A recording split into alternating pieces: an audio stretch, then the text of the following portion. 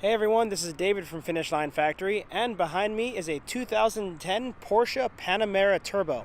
Now remember, this is a car that's caused a lot of controversy. A lot of people, when it came out, particularly Top Gear, Jeremy Clarkson and the gang, they didn't like this car when it came out. They thought it was kind of ugly, and to be honest, when it came out, I thought it was kind of weird because it kind of looks like they tried to apply the 911 styling to a sedan, and the result was that it looks kind of big and bulky and bulbous, but I think it's aged well through the years. It actually doesn't look that bad now.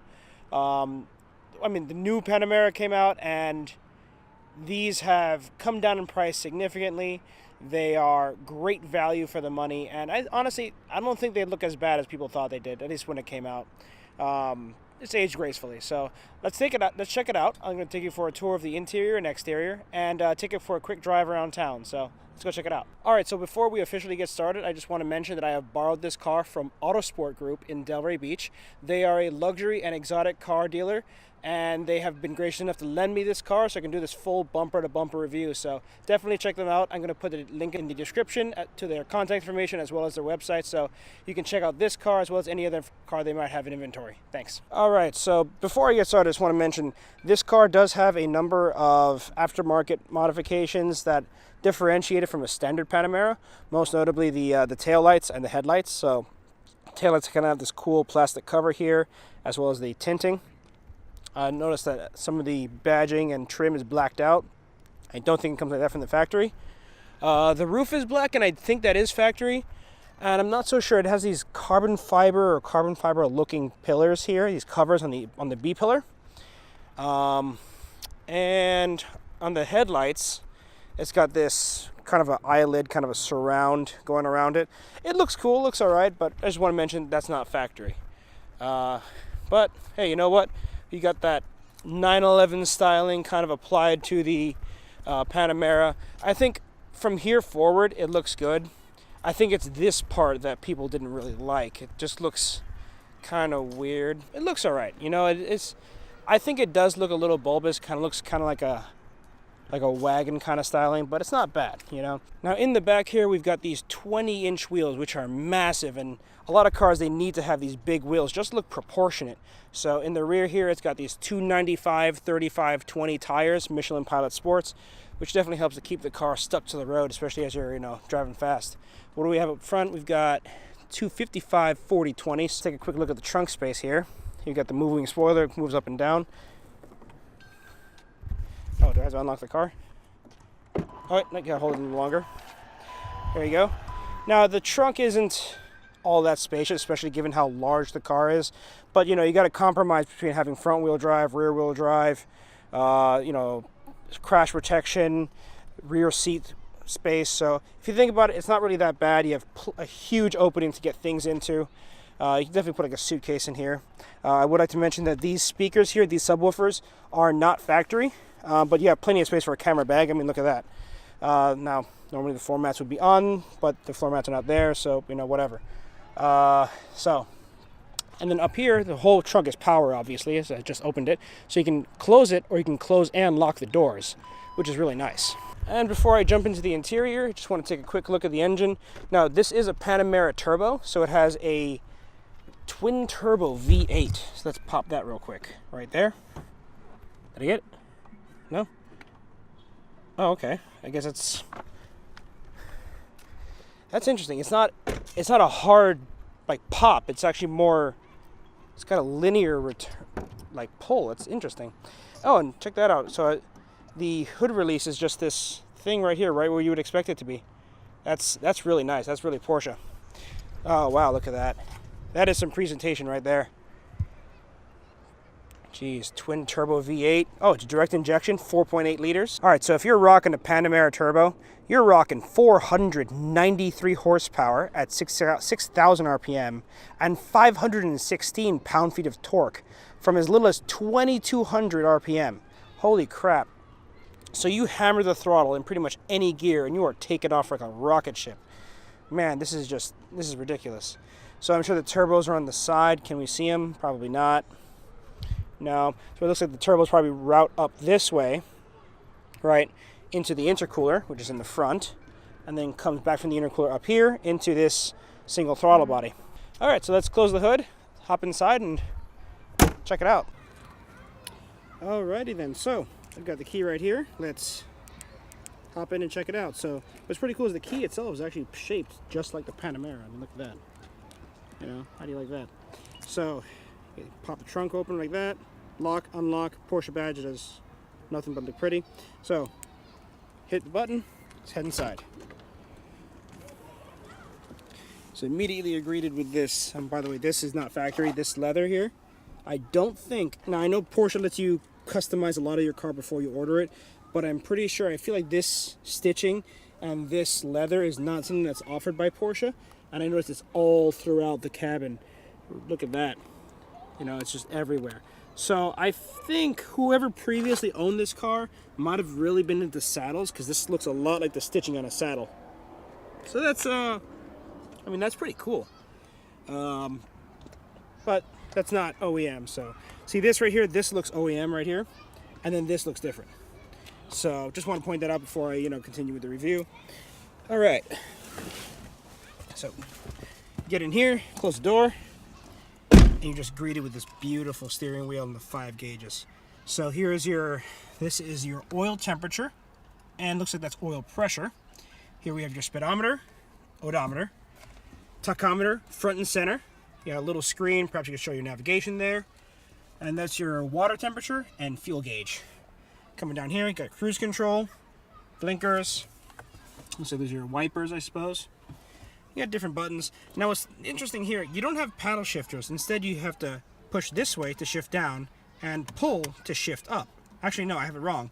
It's pull to shift down and push to shift up, which honestly I think is kind of confusing, because the first couple of times I'm trying to downshift while I'm actually trying to go faster. So it takes a little getting used to. And you have different buttons here. I think this is a programmable button. This right here, you can set that to whatever you want, any custom function.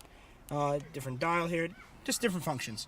Now, as with other Porsches, normally you would take this and insert the key into a slot on the side of the dash and turn it, and it's always on the left side. In accordance with Porsche's, Le Mans heritage, they used to start their cars by, well, they would used to start the race by literally running to their cars and then starting their engine. So to give them like a little bit extra edge, they would put the ignition switch on the left side so they could put it into first gear on their manual transmissions on the right side.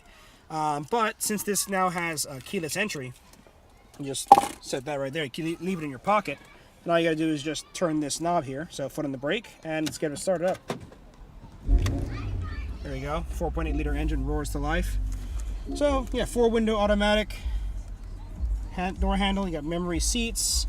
What's kind of confusing is especially when I was trying to turn the car off, this is your light switch, and I keep trying to hit that because that's what's visible. The door, the ignition switch isn't immediately visible from the driver's seat, so it takes a little getting used to, but it's not a big deal. You got your radio, touchscreen. It's the Porsche Communication Management (PCM). What else you got?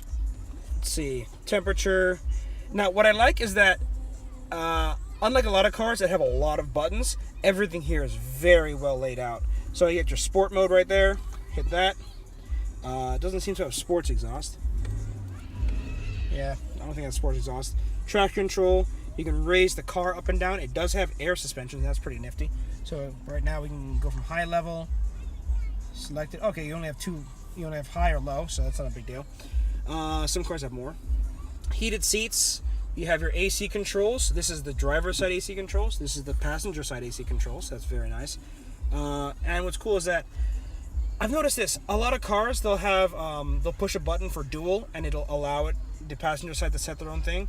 But on the Porsche, it's mono. So you hit that. If you hit that, see here, it allows me to set whatever I want for the passenger side. But if I hit mono, it changes it to the driver's side settings. So you have one thing for everything. Lock. Looks like this, the rear defroster. AC max, which is always nice, especially in that hot Florida weather. But it's not that. No. It's not hot right now. It's actually nice and cool, so I'm gonna keep that off. Oh, that's nice. This car has the Sport Chrono package, so they actually give you like a little stopwatch right in there, which is useful for keeping track of your lap times. And as usual, you have the Porsche over-engineered cup holder. But you know what? What's nice is that unlike some over-engineered cup holders, I haven't heard of these breaking. I haven't heard of these having any issues. I know BMW and their 335, they have like kind of a similar thing where you push a button and a thing pops out like that, and I've seen them get stuck.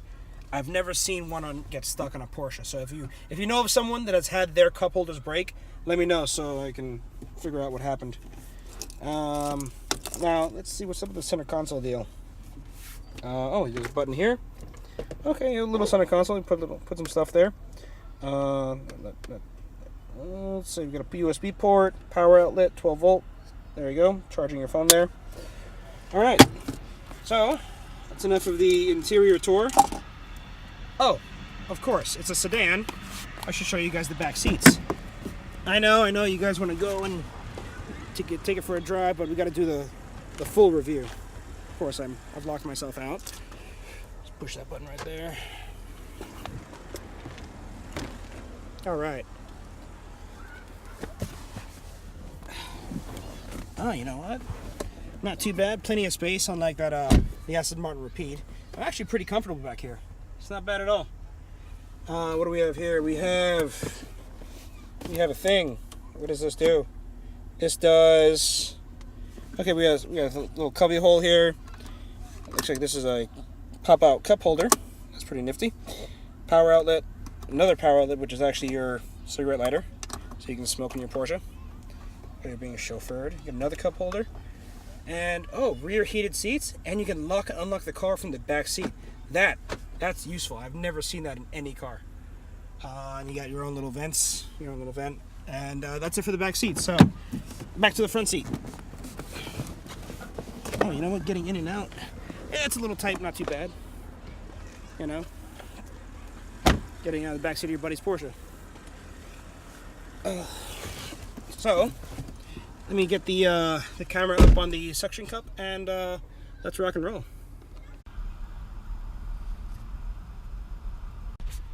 All right, so safety first. Fasten seatbelt. Oh, we have a power. Okay, I wasn't expecting that. I should be expecting that because this is I think when this came out, this was like $120,000, $130,000 car. This was an expensive car, so yeah, we're good to go.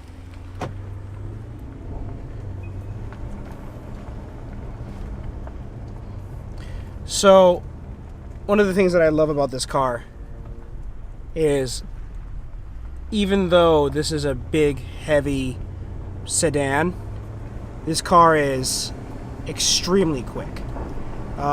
It's very comfortable right now, so we're in. Let's take off sport mode. Let's just drive around normally for a second.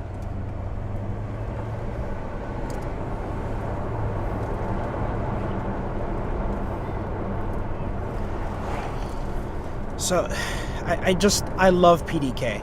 So, from what I've heard, with PDK, one of the reasons why the shifts are so smooth, never mind just that they're quick, but also for supposedly a very brief period, both clutches are engaged at the same time. So, you know how like it'll have third gear on one clutch and then fourth gear is on the next shaft, ready to be snapped up on the next clutch? So, to make that shift seamless, for a very brief period of time, both clutches are engaged just before the previous clutch disengages. So, take this left here. Yeah, let's just enjoy the car, cruise around. Put the windows up so you're not gonna put a bunch of wind noise. And I tell you, having 4-window auto down is just awesome. So, one thing that's nice about the Panamera is that it represented like a pretty big value for what you were getting. You were getting something that was a Porsche, it was your daily driver, it could potentially be your track car. You're getting something with a 500 horsepower twin turbo V8. And its competitors, when it came out, you had the BMW M5, which was an unreliable piece of E63 AMG, which was pretty cool. But then it was a naturally aspirated V8. So when this car came out, it was just, oh my god. So when this car came out, it was just incredible to have something with this much torque, this much power, and all of the reliability and all that comes from having a Porsche into this single package that it's just you just don't get in anything else. So this is a 2010, and honestly, there are no rattles. There's nothing weird. There's no weird creaks as I go over bumps. It's almost like as if it's a new car. So now this one does have only 45,000 miles, which is not bad. It's pretty good for its age. But still, like what more could you possibly want? All right, let's try a pull. Second gear pull. Holy shit! Oh hell yeah! The direction of the paddle shifters, it takes a lot of getting used to, because I keep pulling it, expecting to upshift, and I downshift. So I'm like, what's going on? I think somewhere around 2011, 2012, Porsche made all cars. They got rid of this completely, and they made all the cars just have normal paddle shifters. Right for shift up, left for shift down. I'm not really sure what they were thinking having this set up. But I think this was kind of like the early days of paddle shifters, where they were experimenting with different things and seeing what worked and what didn't, Now, unfortunately, I'm on the streets, not on a racetrack, so I can't really test the handling.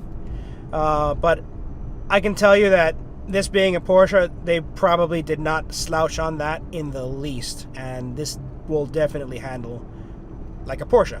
Now, it won't handle like a 911 because, well, it's not a 911. It's a big sedan. But I'm sure that, you treat it right, and if you know what you're doing, you can definitely sling this around the racetrack without a problem. So let's experience a little first gear pull. So here we are. Put this in manual mode. First gear, 3,000 RPM. Holy shit! This thing is a rocket ship. I'm sure as hell this does not get very good gas mileage. Like, this is something incredible. This is something that you definitely have to experience, and if you can swing it, Panamera Turbo, over perhaps an M5 or an E63, hell yeah. All day, any day. Like this, I think I might buy one of these as like a daily driver, honestly. This is incredible. Plus, you get the hatchback, you get a lot more utility than, your M5, which honestly will probably suffer rod bearing failure within the first block of you driving it, and that's just how it is. That's just how it is, All right, guys, so I'm heading back to the dealership. Check out Autosport Group for this car and any other car that they've got in the lot. They are great guys. Talk to Gary or Howard. Thanks to you for watching. Thanks to Autosport Group for letting me drive this car and experience it. And I'll catch you guys later. See ya. Bye.